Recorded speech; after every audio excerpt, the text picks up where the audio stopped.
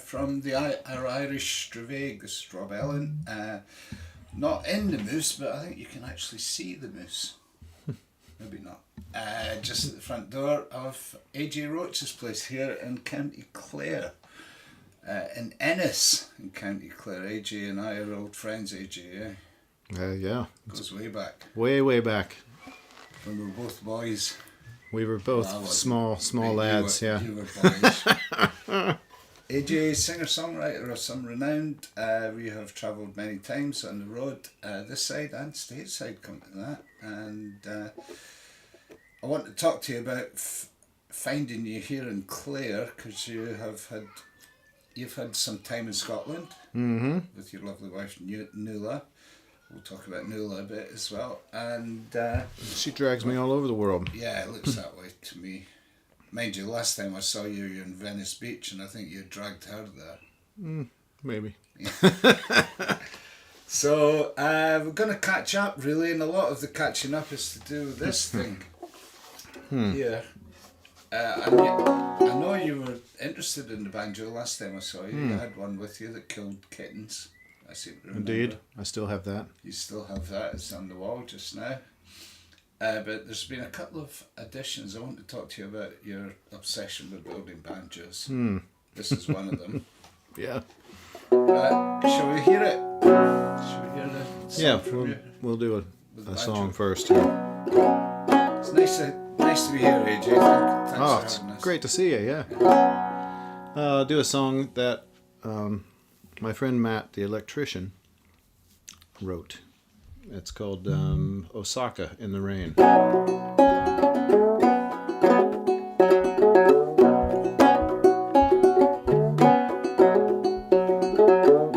I was watching girls go by on bicycles in Osaka in the rain, riding with one hand holding umbrellas in Osaka in the rain. And I thought, try this again now. I was watching girls go by on bicycles in Osaka in the rain, riding with one hand holding umbrellas in Osaka in the rain. And I thought if I took some pictures and I read some Buddhist scriptures, if I took them home even though I was alone, you could see me walking in Osaka in the rain.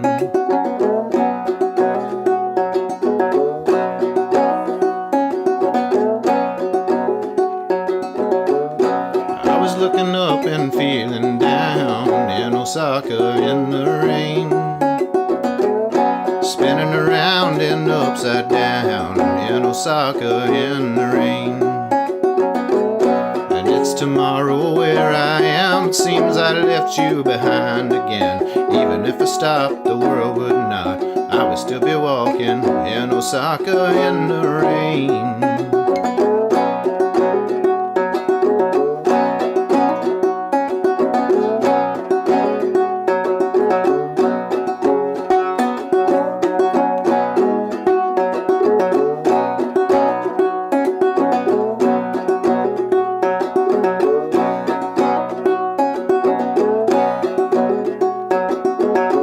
180 miles an hour in Osaka in the rain.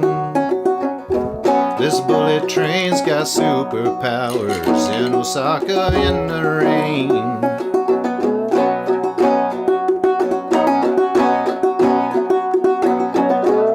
I'm getting used to rocking this way. When I gotta go, that's when I wanna stay. I'll come again and bring you then. We can go out walking in Osaka in the rain.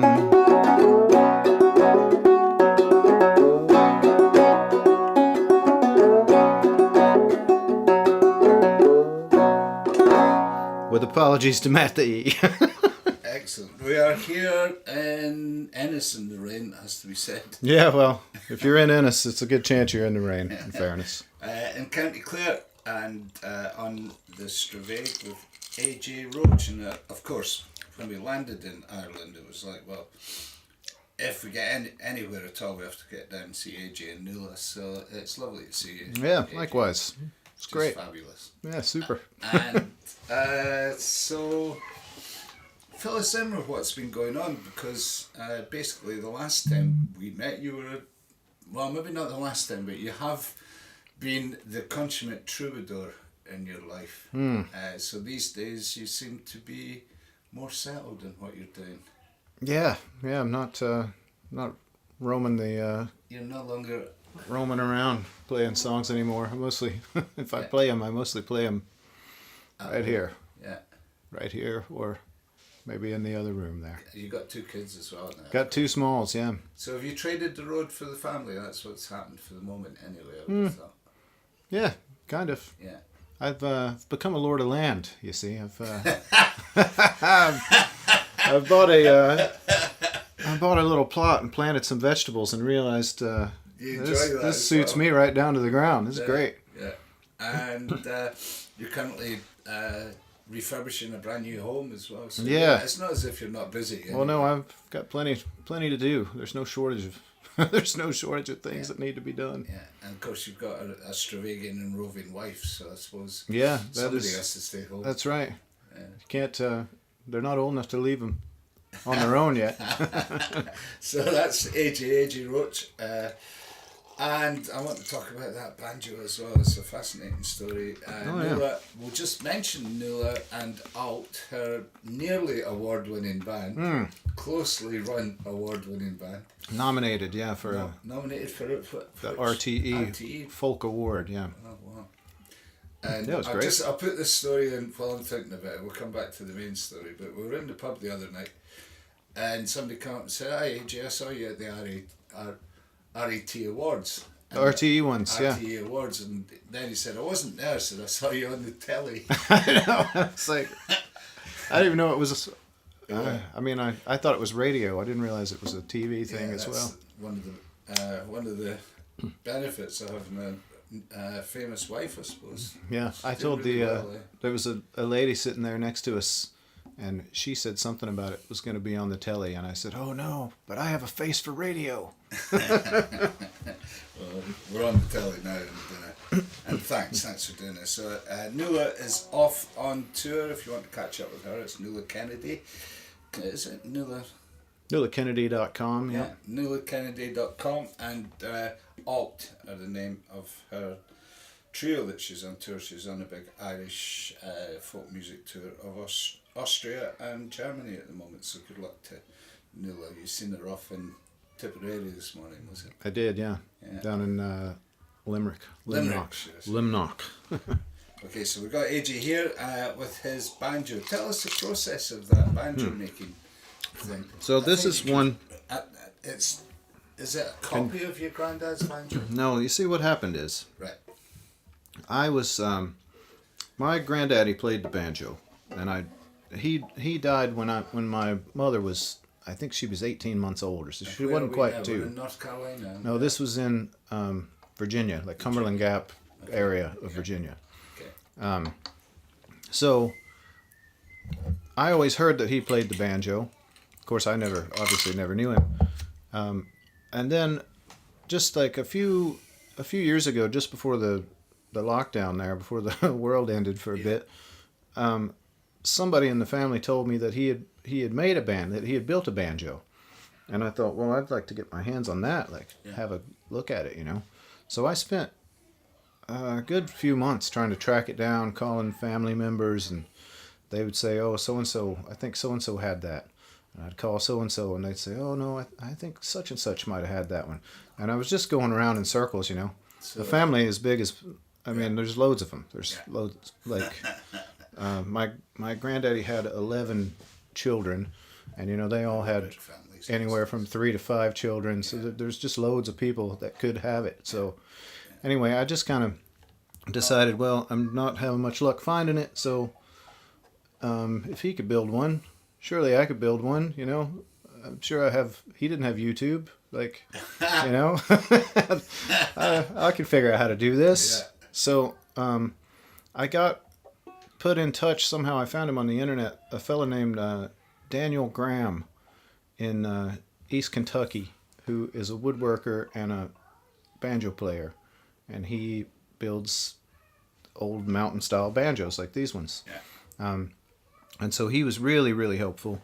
I was able to communicate back and forth with him via the internet. Now, this was all happening while everyone was like sure that we were all going to die, and we were all like, can't. Yeah, this was like my lockdown project was I wanted to learn how to play the banjo, like to play it well, you know, in the old like overhand style.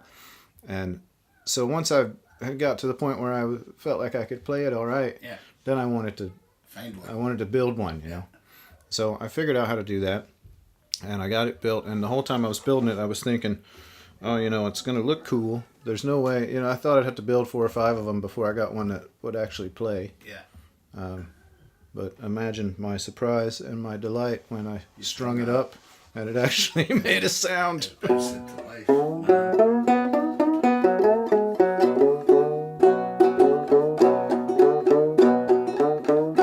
So it's fretless and it's gut strung.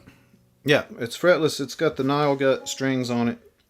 If you tried to see all that stuff, the frets, I think they started putting frets on banjos sometime around the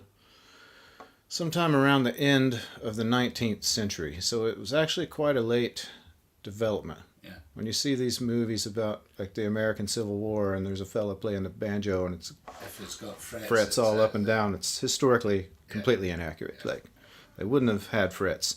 Now, the funny thing is that all my research said that the ones that they would have been building in the mountains in Virginia, you know, circa 1920s, 1930s, 1940s. Yeah. I imagine my granddaddy probably built his maybe sometime in the 40s. I don't know. But I was told that those probably wouldn't have frets on them, that they would look like this. Yeah. But like, I did manage to find granddaddy's banjo, and it's this one here. And it doesn't look anything like this one. I mean, it's got frets. You've already built this one. And then I built this one, and then I managed to track this one down, And this one, as you can see, does have frets on it. He did put frets on it. It's got a lot of work. It's got a... It's got a lot of work between the 2nd and 3rd fret as well. Yeah, it does, yeah. That's the sweet spot. Yeah. It's got, I think this might be a groundhog skin on it. And you can see it has a round pot. Yeah. He's done like a mortise and tenon, just got a big tenon here with the neck coming all the way through. It's pretty handy woodworker, apparently. Amazing. Old granddaddy. But yeah, you can see it looks nothing at all like what my research pointed me towards. Like yours is a bit bigger. A bit bigger and a bit clunkier and a bit more primitive. This one is actually it's actually pretty well made. Yeah. Fancy giving a silly tune on your granddad's? Let me see what I got here. So we're talking to AJ Roach. We're in County Clare, in the middle south of Ireland, west coast-ish. AJ lives here now, and we're talking about his banjo making prowess.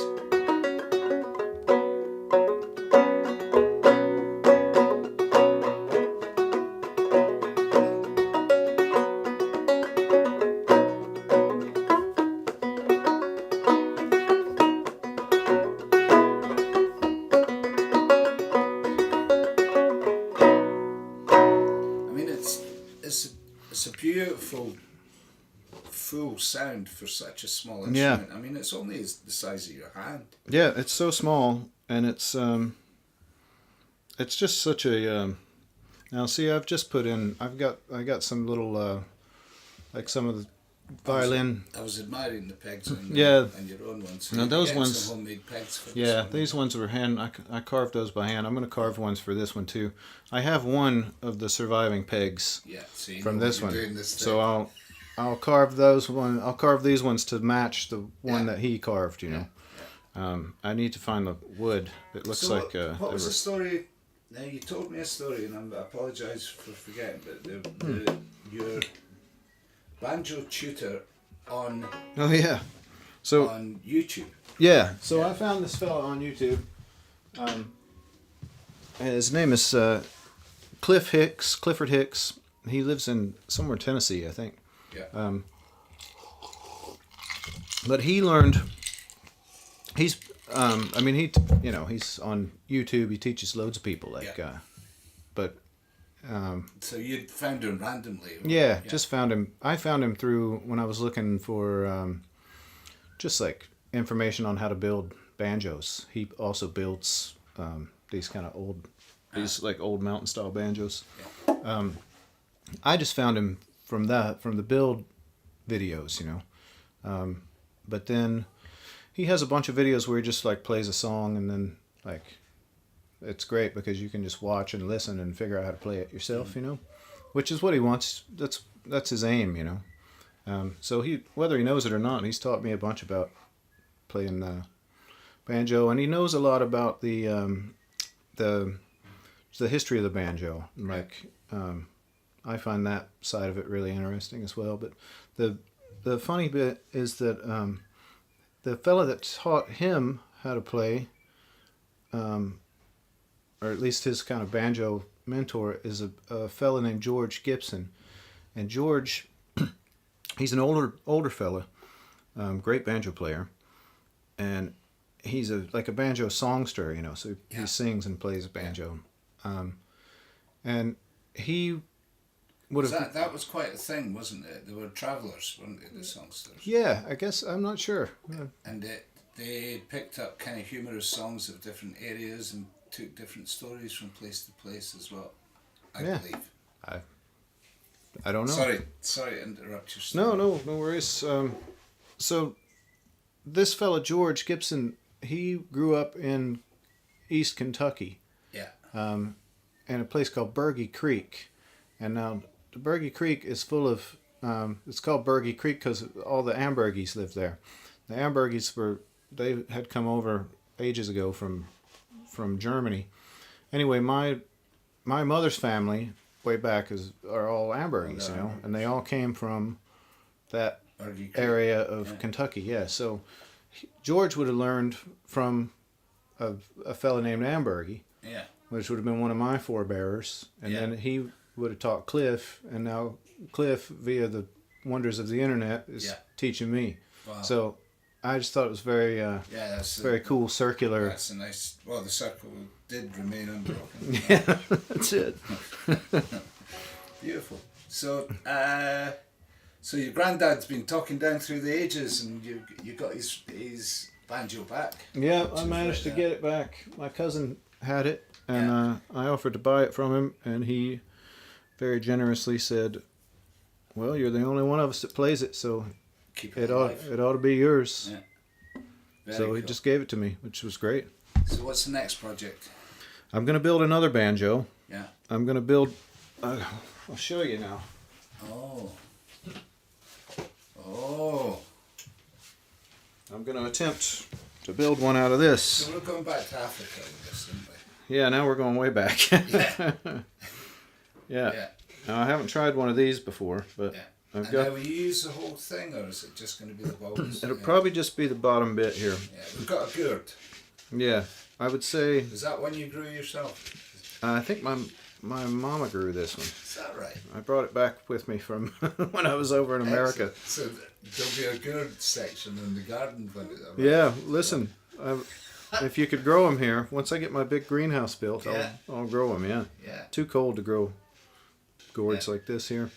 What you want is one of those big, like, they're like the big birdhouse ones. Yeah, they make...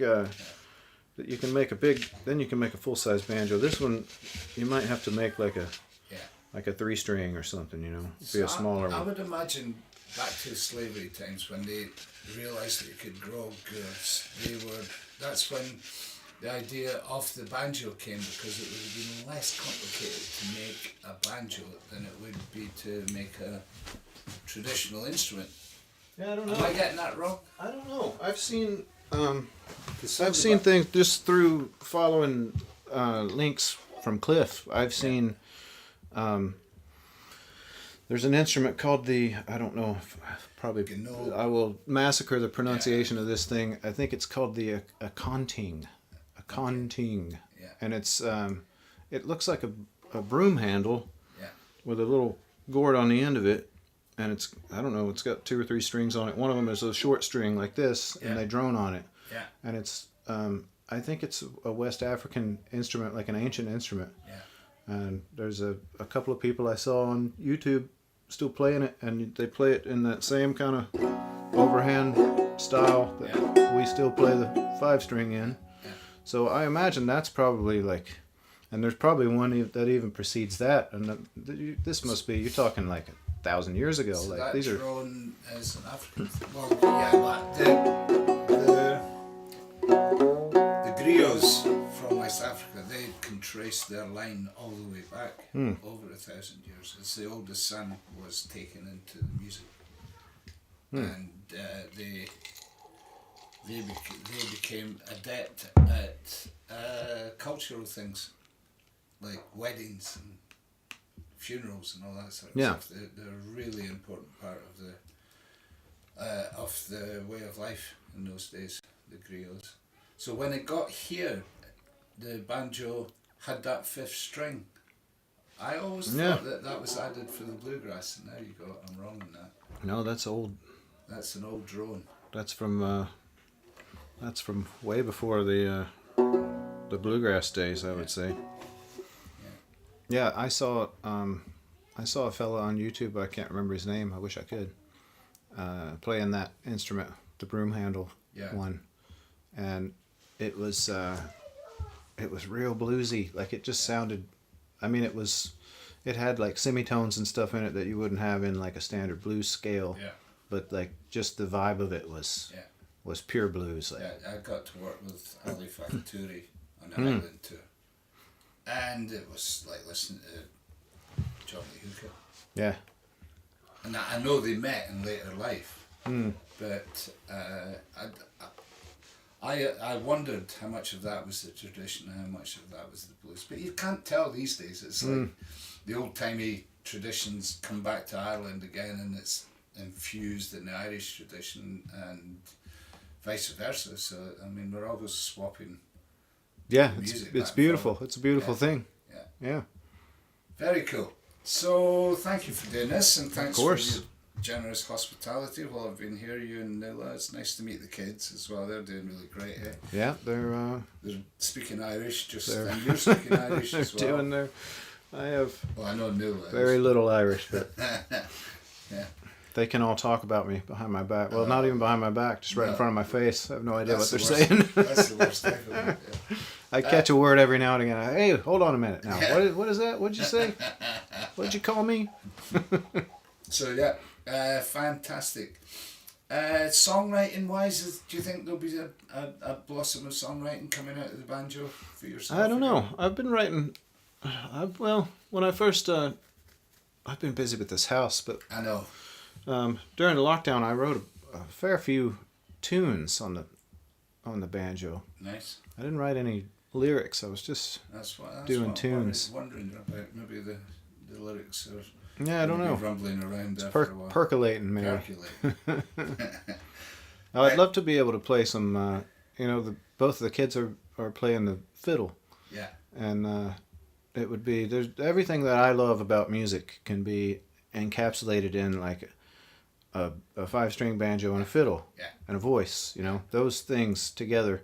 To me, just that's the stuff. Yeah. So I would say it's one of my goals to be able to play some songs with the kids there. Me on the banjo and them on the fiddle. A band. Yeah, that's what you're doing. Building a little band, building an old time band. A new time, old time band. I couldn't find anyone who was willing to play with me, Rob. And the means of money or whatever. Everything stays in the family. That's it. Yeah. That's right. Beautiful, man. Well, good luck with everything. Good luck with. I mean, I know I've landed in the most hectic at times, so thanks for finding this time. Oh, of course, yeah. Listen, always time for you, Rob. Well, bless your heart, and thanks everybody for joining us here. It's Thanksgiving Day. Yeah, happy Thanksgiving, everyone. Generally to everyone, but particularly to our ex-colonial friends over there in the United States of America. Have the best days, guys. Enjoy the food and the company and the time with your family. You too as well.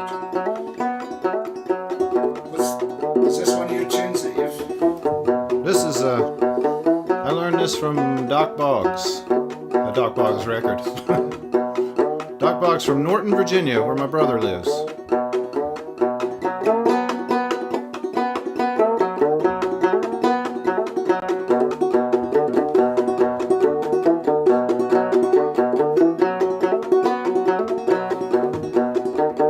Come all you good time people, well, I got money to spend.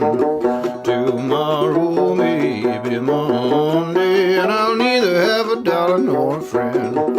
When I got plenty of money, good people, all my friends they'll stand in line. Just as soon as my pocketbooks are empty, not a friend on earth I'd find.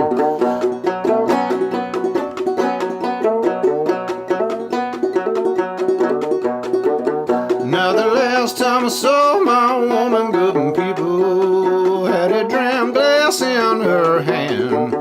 She's drinking away her trouble with a low down sorry man. And I wrote that woman a letter, good people. Yes, I told her I was in jail. And she wrote me back an answer, said, honey, I'ma go your bail.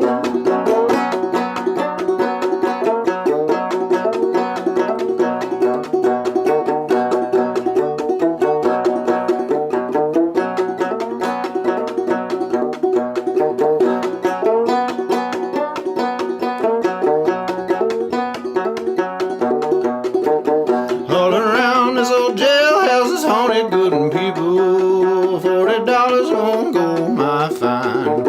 Corn whiskey surrounding my body. Pretty women, there's a trouble in my mind. Give me cornbread when I'm hungry, good people. Corn whiskey when I'm dry. Pretty women while I'm living. Sweet heaven when I die.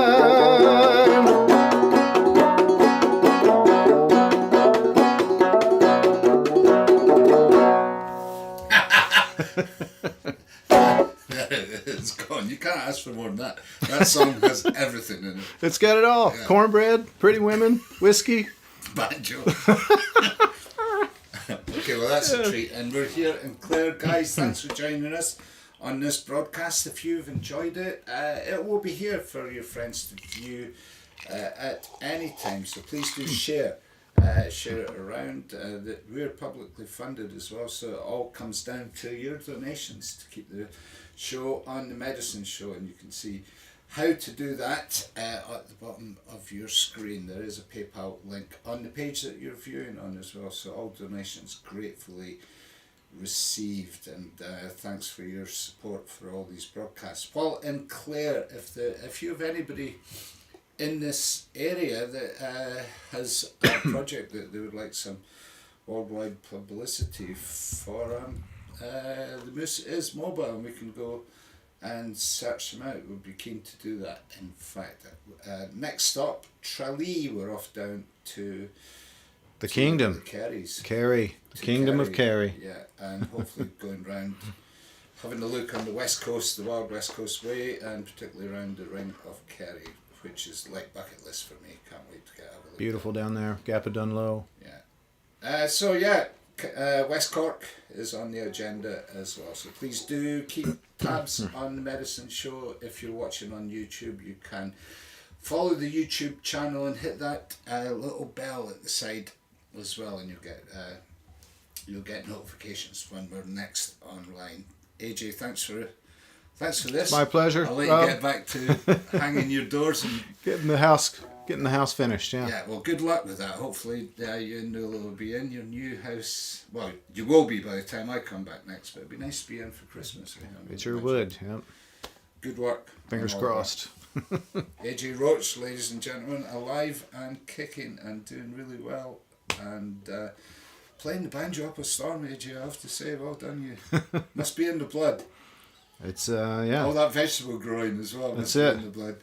Farming and banjo playing. Those are my my passions. You can take the hillbilly out of Virginia. Yeah, but you can't. You can take the billy out of the hills, but you can't take the hill out of the billy, I guess.